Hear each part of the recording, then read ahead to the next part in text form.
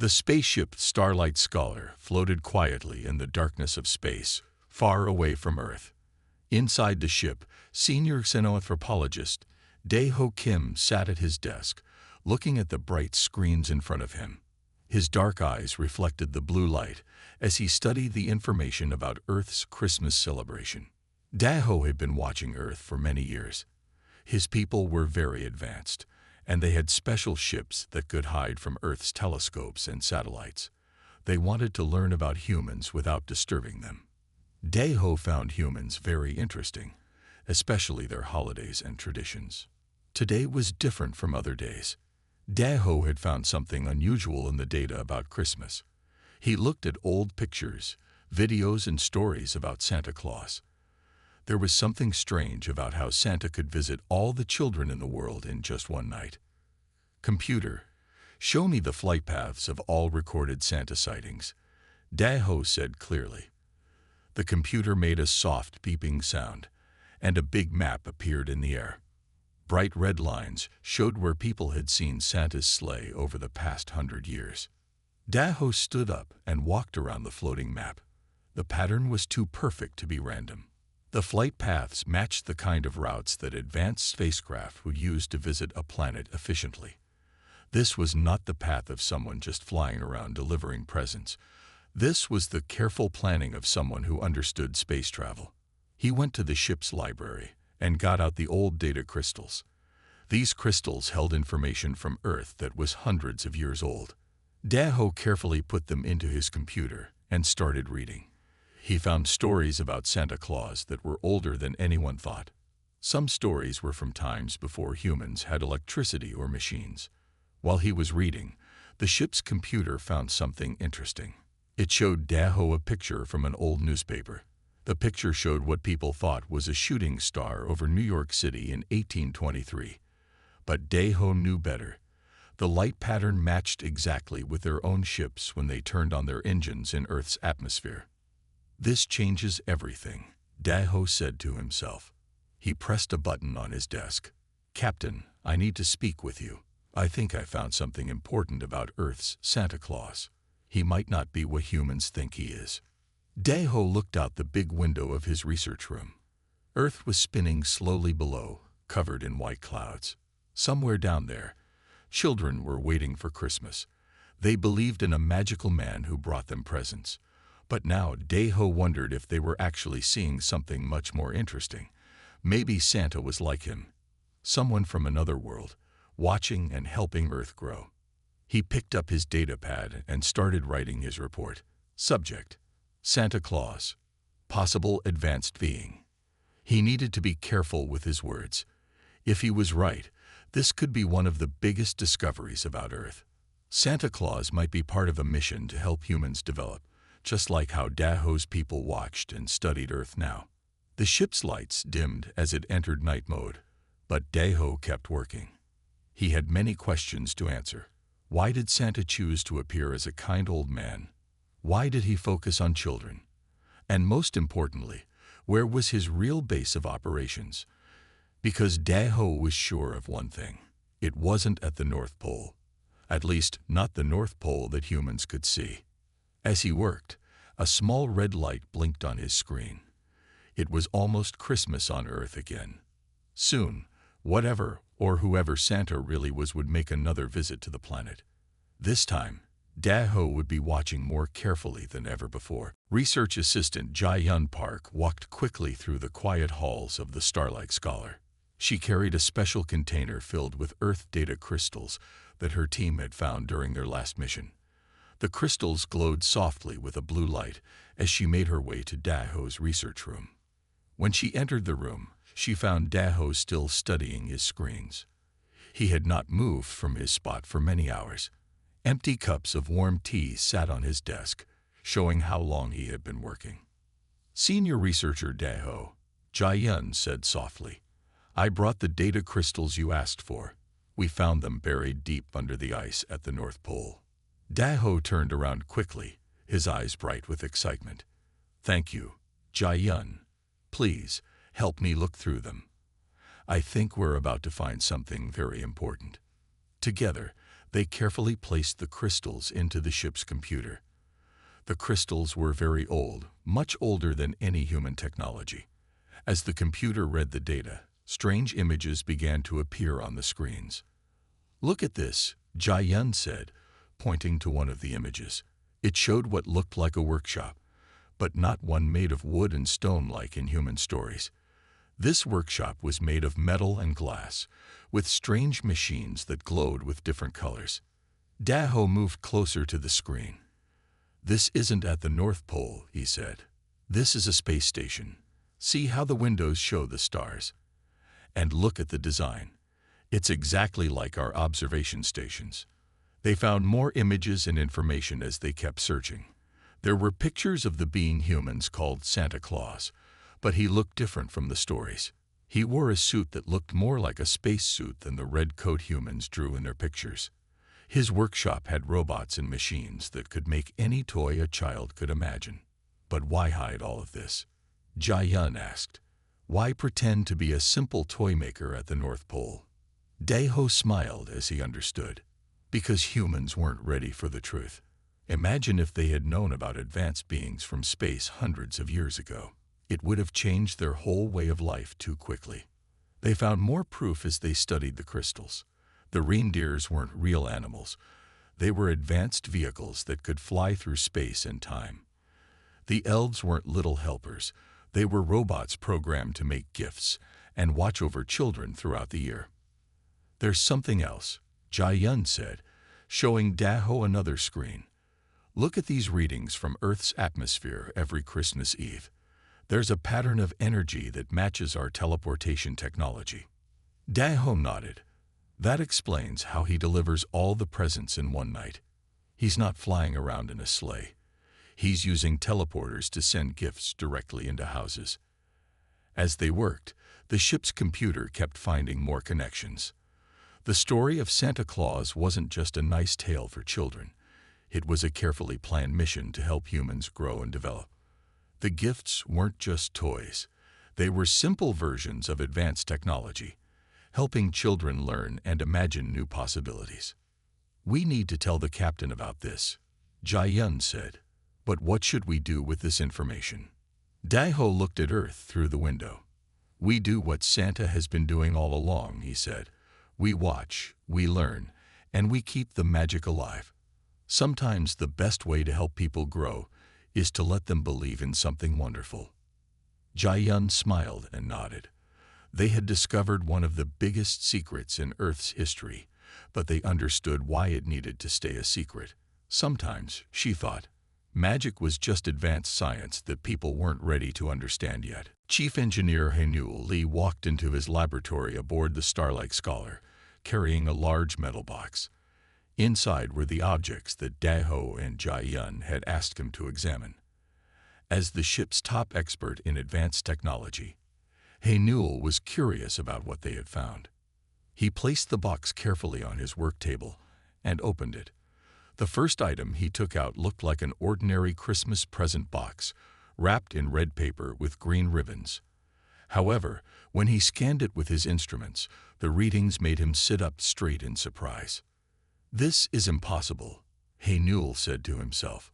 He checked his instruments again. The gift box was using quantum entanglement, a very advanced science that let objects connect across great distances. When he looked closer, he saw that the box could make copies of anything put inside it.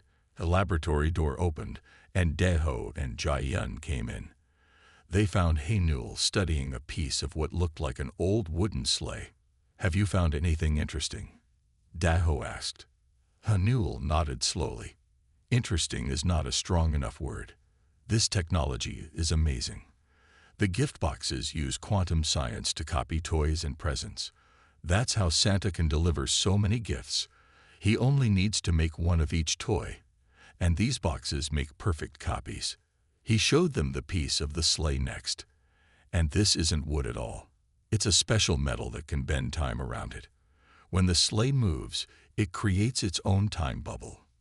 Inside the bubble, Santa has all the time he needs to deliver presents, even though only one night passes on Earth." Jai-Yun picked up what looked like a simple toy robot. What about this? Hanul took the robot and opened its back panel. Inside were tiny machines that humans wouldn't invent for hundreds of years. This is a teaching tool, he explained. It helps children learn while they play. It's very advanced technology made to look simple and fun. As they studied more items, they found more secrets. The famous list of good and bad children was actually a complex computer system that watched how children behaved and helped them learn to be kind. The magic dust that helped reindeer fly was really tiny machines that could lift heavy things and move through the air quietly. But there's something that doesn't make sense, Hanul said, looking at his computer screen. All this technology is very old, maybe thousands of years old, but it still works perfectly. Someone must be taking care of it, updating it, and keeping it running. Daho walked to the laboratory window and looked at Earth. So there must be more than one Santa, he said. This isn't just one person working alone. This is a whole group of advanced beings who have been helping Earth for a very long time. And look at this, Jai-yun said, showing them another toy. These aren't just random presents. Each gift is designed to help children learn something important. Some teach science, some teach kindness, and some teach creativity. It's all part of a big plan to help humans grow and develop. Hanul carefully put all the items back in the box. Should we tell anyone else about this? He asked. Not yet, Daho answered. We need to understand more first. This technology isn't just advanced. It's being used in a very careful way. We need to find out why. As they left the laboratory, Hanul looked back at the box of Christmas items. He now understood that Santa's workshop wasn't just a place where toys were made. It was a carefully hidden science station, using the most advanced technology in the galaxy to bring joy to children and help humanity grow, one Christmas at a time. Security Officer Myra Song stood in the ship's temporal monitoring room, surrounded by screens showing different time patterns around Earth. Her job was to make sure nothing strange happened with time while they studied the planet. Today, she had found something very unusual. Senior researcher Daho, Mireille called through the ship's communication system. I need you to see this right away. She watched as the screen showed a pattern she had never seen before. Daho arrived quickly, followed by Jai-yun and Hanul. They gathered around Mireille's main screen, which showed Earth during Christmas Eve. Look at this, Mireille said, pointing to a strange pattern in the time readings. Every Christmas Eve, time behaves differently around Earth. It's like someone is stretching time, making one night much longer than it should be. She pressed some buttons, and a new image appeared. It showed how time moved around Earth during Christmas. Instead of flowing normally, time curved and stretched like a rubber band. This is amazing, Hanul said, looking at the readings. What looks like one night on Earth is actually much longer inside these time bubbles. Santa isn't racing against time. He's controlling it. Mireille nodded and showed them more data. See these patterns. They show up every Christmas Eve for hundreds of years. Santa creates thousands of small time bubbles all around Earth.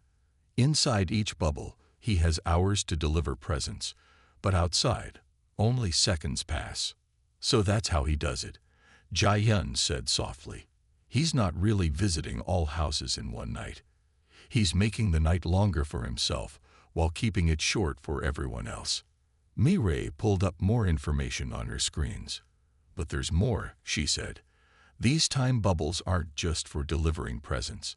Look at this workshop signal we found. It exists in its own time zone, separate from Earth time. Daho moved closer to the screen. You mean Santa's workshop isn't just hidden in space, it's hidden in time too. Exactly, Mary said. What looks like 1 year on Earth is much longer in the workshop's time bubble.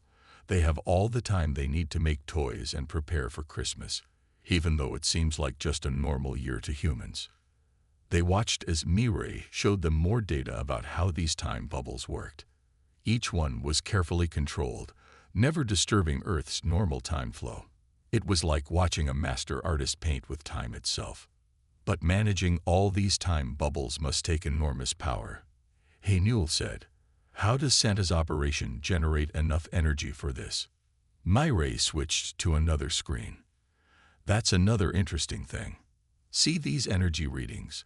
They show that Santa's operation uses the same kind of power that stars produce. They're probably collecting energy from stars all around the galaxy. As they studied the time patterns, they began to understand just how careful and precise Santa's operation was. Every time bubble was perfectly timed. Every energy use was exactly measured. Nothing was wasted, and nothing disturbed Earth's natural time flow. It's like a beautiful dance, Jai-yun said, watching the patterns move on the screen. All these time bubbles moving around Earth, perfectly coordinated, just to bring joy to children. Myray smiled and turned to her colleagues. Now you see why I called you. This isn't just about delivering presents. This is one of the most advanced uses of time technology we've ever seen. And it's all being used to protect something very simple, the magic of Christmas. They stood together, watching the complex patterns of time flow around Earth.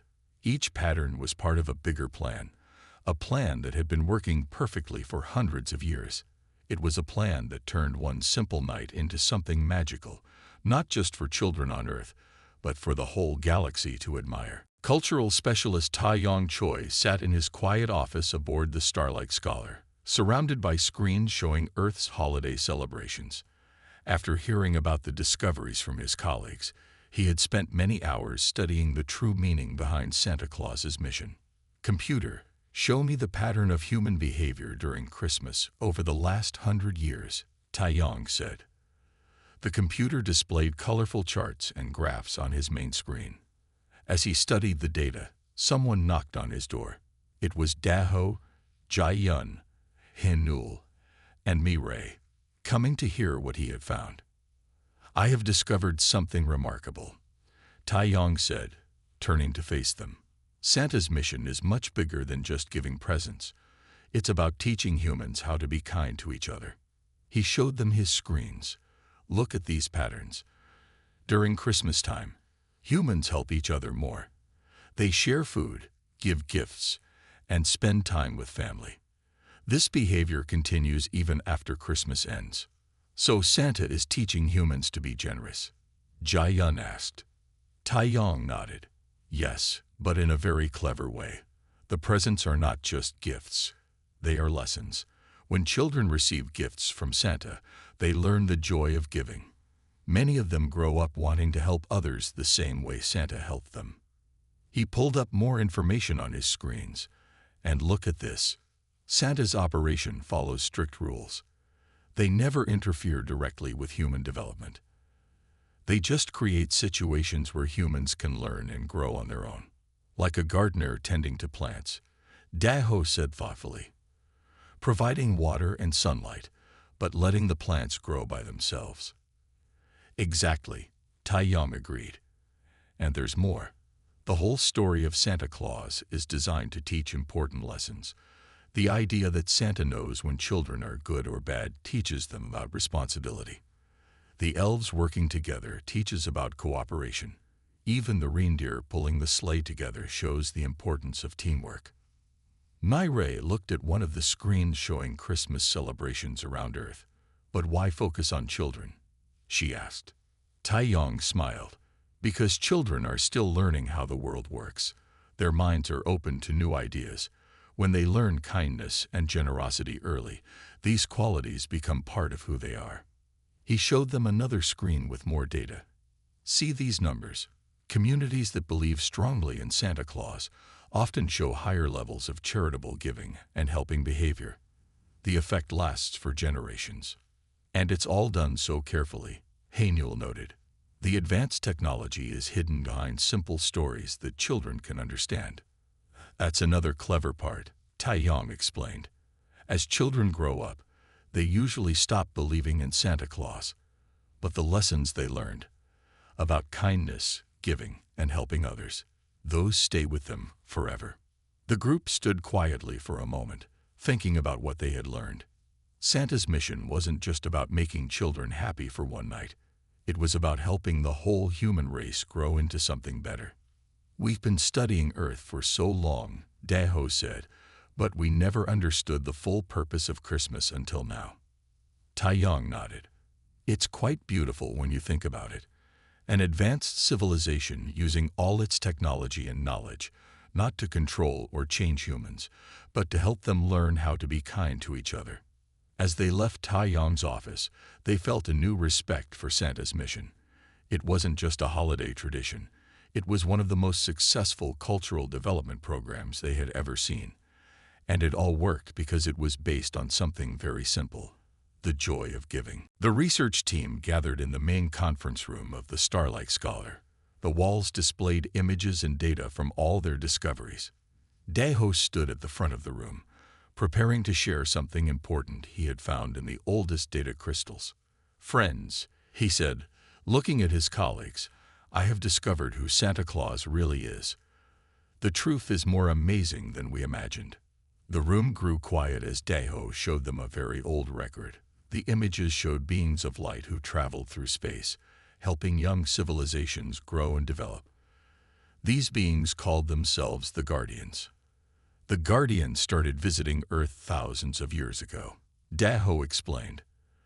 They chose different forms to appear in, based on what each culture would understand and accept. In some places, they appeared as wise teachers. In others, they were helpful spirits. Jai-yun raised her hand, and one of them became Santa Claus. Yes, Daho nodded, but it wasn't just one guardian. They work as a team, taking turns to play the role of Santa Claus. That's why the story has lasted so long. Hanul moved closer to look at the records. "So all those workshop machines we found, they're actually Guardian technology." "Exactly," Daho said. "The Guardians are masters of advanced science, but they hide it behind simple appearances. Their gift-making machines look like wooden workbenches. Their time control devices look like magic dust. Their teaching robots look like simple toys." Myre studied the time patterns on one of the screens. "That explains why their time bubbles are so perfect. The Guardians have been using this technology for millions of years." Taeyong looked thoughtful. "And they chose Christmas as their way to help humans because it's a time when people are most open to believing in magic and goodness." Daho showed them more images. The Guardians have helped many young civilizations across the galaxy.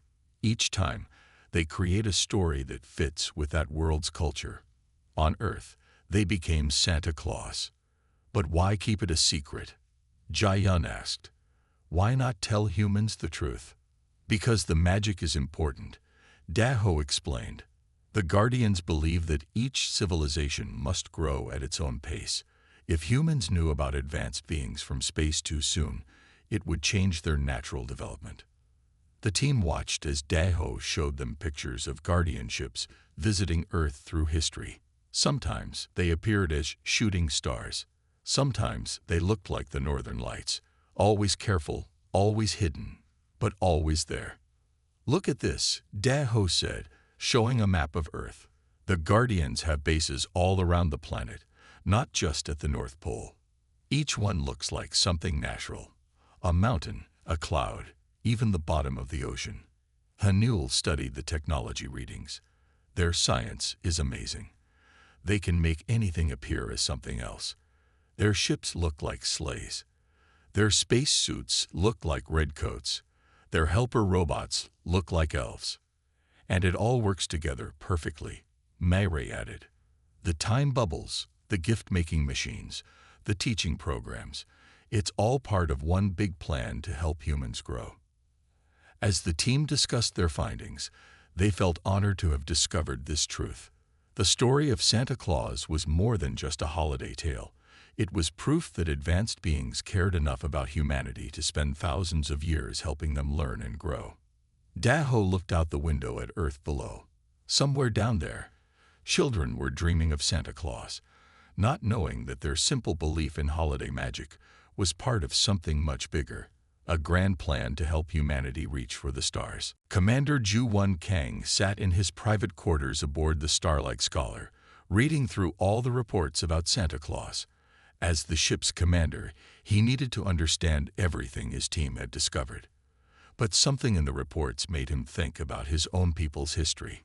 "Computer," he said quietly, "show me the records of our winter festival from 1,000 years ago." The computer displayed old images and stories from his home world. As he looked at them, his eyes grew wide with surprise. He quickly called the research team to his quarters. When they arrived, Ju-1 was still studying the ancient records. "Look at this," he said, pointing to the screens. "Our winter festival has something very similar to Santa Claus." The team gathered around to look.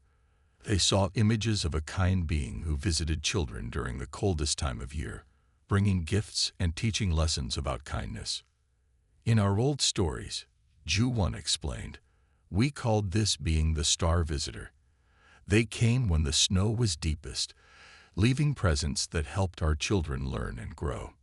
Daho moved closer to the screen.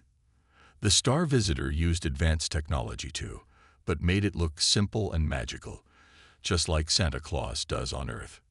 "Exactly," Ju-1 said. "And look at the dates. The Star Visitor stopped appearing around the same time our civilization discovered space travel. Just like the Guardians do on Earth, they helped us until we were ready to grow on our own." Jae-yun studied the old pictures carefully. The gifts they left.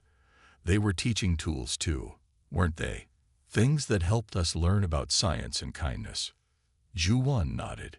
"Yes, many of our early scientific discoveries came from studying those gifts. But we never knew they came from advanced beings. We thought it was all just magic and stories."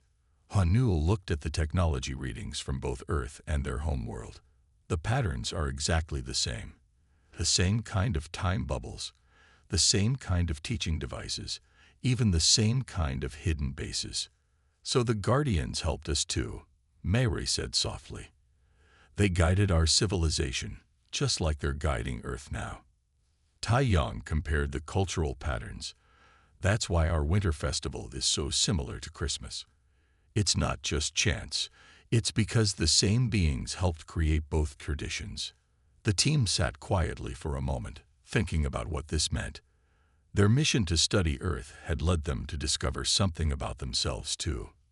"We need to be very careful with this information," Ju-1 said finally. "Just as the Guardians keep their work secret, we must do the same. Earth needs to develop at its own pace, just as we did." The others agreed. They understood now that they were part of something bigger, a long chain of civilizations helping each other grow, each in their own time and way. "Maybe that's why we're here now," Daho suggested. "Maybe watching over Earth is our way of continuing what the Guardians started. Not interfering, just observing and understanding." As they looked out at Earth below, they felt a deep connection to the planet and its people. They had not only discovered the truth about Santa Claus, they had discovered a truth about the whole galaxy. Every advanced civilization had once been young, and every young civilization had guardians watching over it, helping it grow. "The most beautiful part," Ju-1 said, "is that it all still works through kindness and joy. Whether it's Santa Claus or the Star Visitor, the message is the same. The best way to help others grow is to teach them how to be kind." As Christmas Eve approached, the crew of the Starlight Scholar prepared for their most important observation yet. Now that they knew the truth about Santa Claus and the Guardians, they wanted to watch this special night with new understanding. Daho and his team gathered in the main observation room. The large windows showed Earth spinning below them, half covered in darkness where night was falling. Their screens were ready to record everything that would happen. "Time bubble formation beginning," Mayray announced, watching her instruments. They could see the careful way time began to stretch around Earth, creating safe spaces for the Guardians to work. Through their special cameras, they watched as things they had never noticed before began to appear. Hidden Guardian ships emerged from their secret bases, looking like shooting stars to anyone watching from Earth. The northern lights danced more brightly than usual, hiding the movement of delivery vehicles behind their glow. "Look there," Jae-yun said, pointing to one of the screens. They could see a guardian base opening beneath the ocean, sending out helpers that looked like ordinary sea spray in the moonlight. Hanul studied the energy readings with great respect. "Everything is so perfectly balanced," he said. "They use exactly the right amount of power, never letting it show up on human instruments." Taiyang watched the patterns of movement across Earth. "See how they visit the children who need hope the most first," he noted. "They know exactly where to bring the most joy." Commander Ju-won stood quietly, watching it all. "Now we understand why our orders were always to stay far from Earth during Christmas," he said. "We weren't just avoiding detection by humans, we were giving the Guardians space to work." As the night went on, they saw more amazing things. They watched as simple-looking toys, actually filled with advanced teaching technology, appeared in homes around the world. They saw how the time bubbles protected every delivery, making sure no one noticed anything unusual. "Should we try to contact them?" Jae-yun asked softly. "Now that we know who they are." Dae-ho shook his head. "No," he said. "We need to let them work, just as they let the Star Visitor help our people without interference. That's part of how this works. Each civilization helps the next one, but always from a distance." They watched as presents appeared in millions of homes. Each gift was chosen carefully, designed to teach specific lessons about science, creativity, or kindness. The Guardians worked quickly but carefully, making sure every child who believed would find something special on Christmas morning. "You know what's most wonderful?" Taeyong said, looking at his cultural readings.